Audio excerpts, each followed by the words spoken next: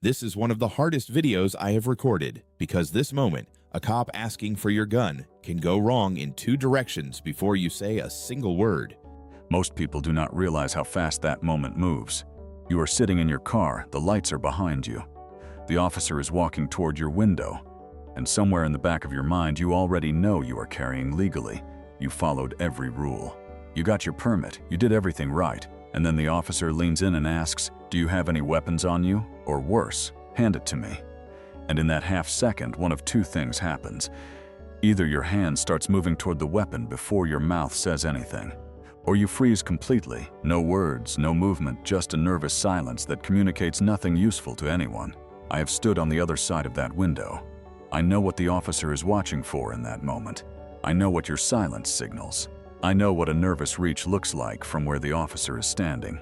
And I can tell you with complete honesty, most people have no idea how much is communicated before they say a single word.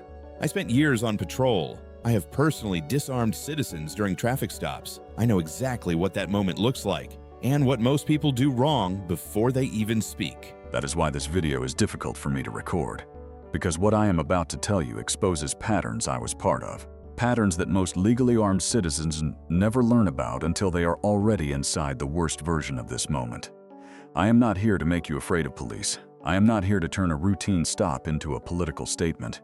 I am here because the gap between what you know and what you should do in this specific moment, when an officer asks about your firearm, is real, and it has real consequences. There is one sentence, one short, calm, cooperative sentence that can slow this entire moment down. That can signal everything the officer needs to know while protecting everything you need to protect. But that sentence is not a magic phrase. It is the anchor of a system. And if you do not understand the system, the conditions that make this dangerous, the actions that protect you, the pressure that will try to make you skip the sentence entirely, and the mistakes that destroy it even when you say the right words, then the sentence alone will not save you. So stay with me, because I am going to walk you through all of it, and at the end, I am going to tell you what to do even if you already made the mistake. If this channel has ever helped you feel more prepared, subscribe now. Because what comes next is the part most people never hear until it's too late. Let me start with the conditions. There are three specific conditions that make this moment dangerous. Not the officer, not the encounter itself, but the structure of the moment as it forms around you. The first condition is movement before words. The moment the officer asks about your weapon, your nervous system wants to demonstrate cooperation. You want to show that you are not a threat. And the fastest way your body knows how to do that is to reach, to point toward the weapon, to show the officer where it is. And that instinct, that completely understandable, well-meaning instinct, is one of the most dangerous things you can do in that moment. Because from the officer's perspective, a hand moving toward a firearm with no verbal announcement is not cooperation. It is a threat signal. The intent behind the reach is invisible. The movement itself is not. The second condition is not knowing the difference between a request and an order. This matters more than most people understand. When an officer says, "Hand it to me," is that a lawful command? Is it a request? Does your state require you to hand over a legally owned firearm on demand during a routine traffic stop? Most people do not know the answer. And because they do not know, they default to one of two equally bad responses. Either they comply automatically with no verbal record, or they refuse nervously and create an entirely different problem. The moment you do not understand what is being asked, you cannot respond correctly. Before your hand moves even 1 inch, stop. The reach is the mistake. The reach is what turns a legal stop into something neither of you wanted. The third condition is the absence of any verbal record before the physical exchange. Once that firearm changes hands, once the officer is holding your legally owned weapon, there is no record of how it happened, under what terms, or when it will be returned. You handed it over. That is all anyone can reconstruct afterward. There was no stated reason, no stated consent, no stated expectation, just a transfer with no language attached to it. That silence costs you more than you think.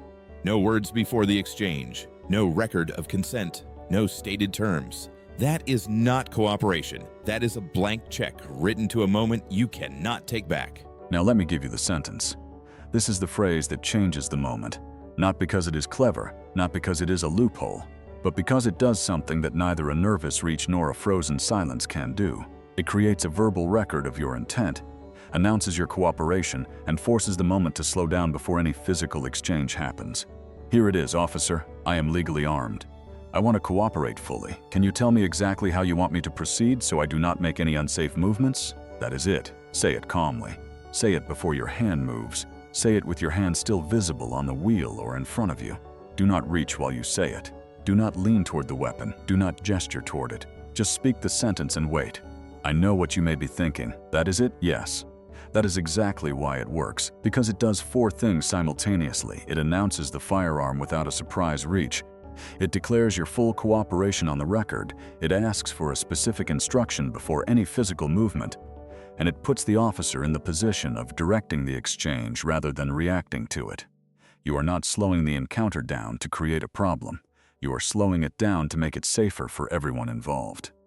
Say it before you reach. Say it before you explain. Officer, I am legally armed. I want to cooperate fully. Tell me how to proceed so I don't make an unsafe movement. Now let me talk about the 3 protective actions, the behaviors that work alongside the phrase to keep the moment under your control.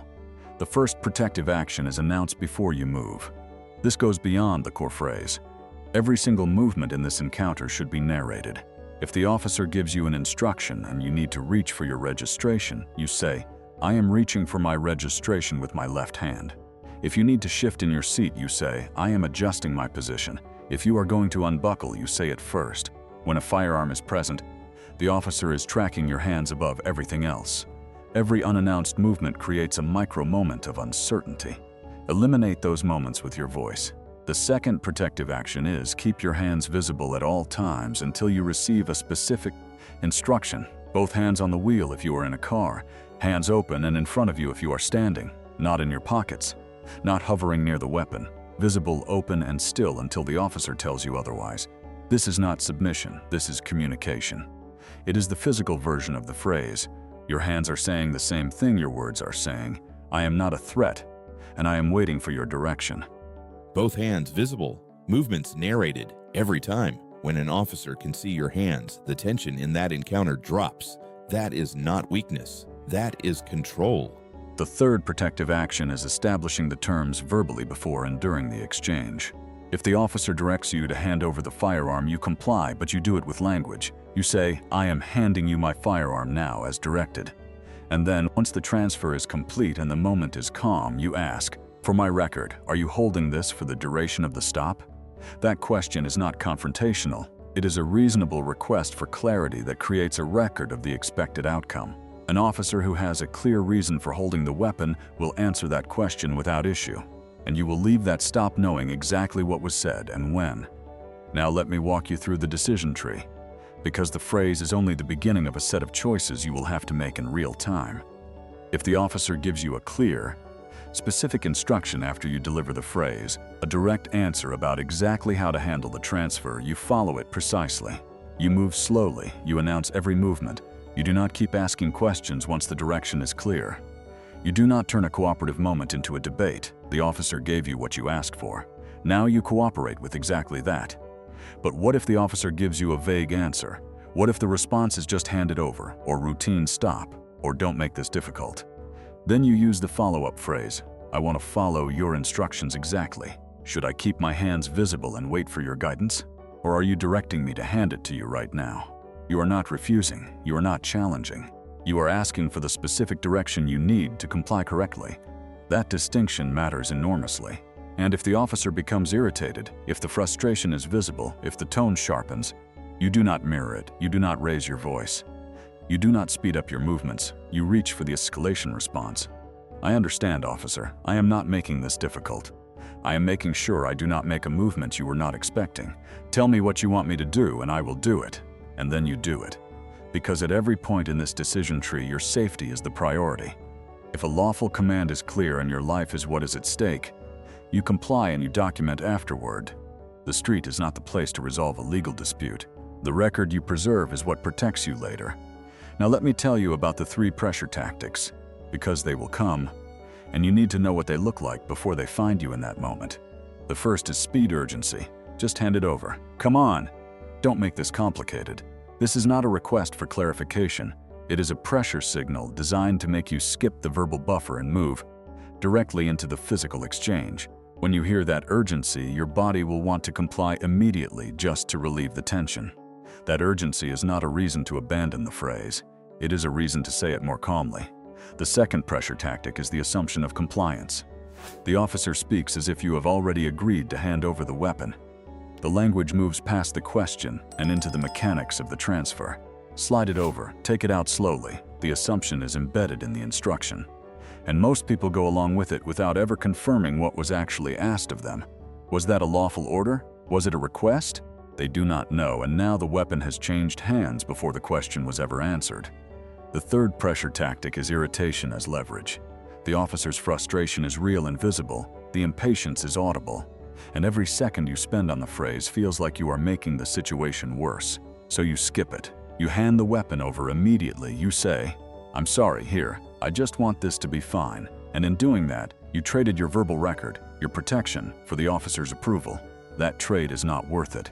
An officer who cannot provide a clear instruction for a legally armed cooperative citizen is not a problem you solve by abandoning your safety. Now the 3 mistakes. These are the behaviors that destroy the protection even when you say the right words. The phrase works, but only if your tone matches it. Say it with an edge and the officer hears resistance. The words are right. The delivery is everything. Mistake number 1 is reaching before speaking. This is the highest risk movement in this entire encounter. Even if your intent is completely cooperative, a hand moving toward a firearm with no verbal announcement is a threat signal. It does not matter that you were trying to help. It does not matter that you were following an instruction you thought you understood. Say the phrase first. Do not reach until you have been given a specific direction. The pause you create with words is the most important pause in this moment. Mistake number 2 is over-explaining after the phrase. You say the core phrase. The officer responds. And then, because you are nervous, because you want to be understood, because silence feels dangerous, you keep talking. You explain your permit. You describe where the weapon is. You tell the officer about your carry history. You add context that nobody asked for, and with every additional sentence, you turn a calm, clear moment into a complicated conversation that no longer has a clear direction. Say the phrase. Wait. If a follow-up is needed, use the follow-up phrase. Do not fill the silence with explanations. Mistake number 3 is delivering the right words with the wrong tone. The phrase is designed to sound cooperative. If you say it with an edge, if there is frustration in your voice, if your jaw is tight, if the words come out clipped and defensive, the officer hears resistance, not cooperation. Tone carries more information than the words themselves. Before you speak, take 1 breath. Slow the sentence down. Make it sound like you are trying to make the moment easier, because that is exactly what you are doing. Do not over-explain. Do not keep talking after the phrase. Say it, then wait. Silence after a calm phrase is not a problem. It is the phrase working exactly as it should. Now here is the part I almost did not include, because it is the part people do not want to think about. But I have to tell you, because it is the part that matters if the moment has already moved past where you needed it to go. What if it is already too late? What if you already reached? What if you already handed over the weapon before you said anything? What if the officer is already holding your firearm and the stop is continuing and you did not establish any verbal terms? Here is what you do. You do not panic. You do not reach for anything. You do not demand the weapon back in the middle of the stop. You do not start listing your rights from the passenger seat. None of that helps you. All of it makes the situation worse. What you do is this. You wait for a calm moment in the stop and you say, "Officer, I want to make sure I understand." When the stop concludes, "Will my firearm be returned to me?" That is it. One calm question that creates a record of the expected outcome without creating conflict. Then you note the officer's exact response in your memory. You note the time. You note the location. You note any badge number or name visible to you. And when the stop is over, when you are safely away, you write down everything before the details fade, the exact sequence of events, the exact words that were used, every detail you can recall. If the weapon is not returned, if something does not feel right, if the situation escalated in a way that concerns you, that is not a street argument, that is a legal review. Find an attorney, preserve the record. The documentation you create immediately after the stop is the most valuable thing you can produce from this encounter. The street is not where you resolve it. Now let me show you 2 versions of the same moment. Version 1. It is late at night. You are on a 2-lane road and the lights appear behind you without warning. You pull over. The dashboard glows. You can see the patrol lights cycling in your mirrors. You put both hands on the wheel before the officer reaches your window. The window goes halfway down. The officer leans in, shines a flashlight across the interior, and asks, "Do you have any weapons in the vehicle?" Your hands do not move. You look at the officer and you say, "Officer, I am legally armed. I want to cooperate fully. Can you tell me exactly how you want me to proceed so I do not make any unsafe movements?" The officer pauses, then gives you a clear instruction. "Keep both hands on the wheel. Tell me where it is." You say, "It is on my right hip in a holster under my jacket. I am not going to reach for it unless you direct me to." The officer notes the location, runs your information, and the stop concludes without incident. Your firearm is returned. No escalation, no confusion. The tension in that stop came from one moment, and you handled it correctly before your hand moved. Version 2, a different stop. You are nervous. The officer approaches, and before you have a chance to think, you have already started explaining, "Yes, I have a gun. It is right here." And your hand is already moving toward it. The officer's hand is on his holster before you finish the sentence. The stop continues. The officer has your firearm. You did not say the phrase. You did not establish terms. You are now in the second path. You keep both hands visible. You do not reach. When the moment is calm, you say, "Officer, I want to make sure I understand." When the stop concludes, "Will my firearm be returned to me?" The officer confirms it will. The stop ends. The weapon is returned. After the stop, you write down everything. The exact words, the time, the location, the officer's identification. You preserve the record even though the moment has already passed. Because the record matters, not the argument that could have happened on the side of that road. You are not trying to win at the side of the road. You are trying to get home with your record clean, your rights intact, and your firearm returned. That is what this phrase protects. I want to say something directly before the end of this video, because I know how this content can be received. I am not teaching you to fight officers. I am not handing you a script to use as a weapon in an encounter. I am not suggesting that every officer who asks about your firearm is doing something wrong. A legally armed citizen asking for specific handling instructions before making a physical movement is not a problem for an officer conducting a lawful stop. In fact, that communication, that verbal clarity before the reach, is exactly what makes a stop involving a firearm safer for both people. The officer knows where the weapon is. The officer knows you are cooperative. The officer is now in control of the physical sequence. That is what the phrase creates. Slowing the moment down with words does not slow the encounter down with resistance. It replaces a dangerous physical ambiguity with a clear, cooperative verbal record. Rights awareness is not defiance. It is precision, and precision in this moment protects everyone in that car and outside of it.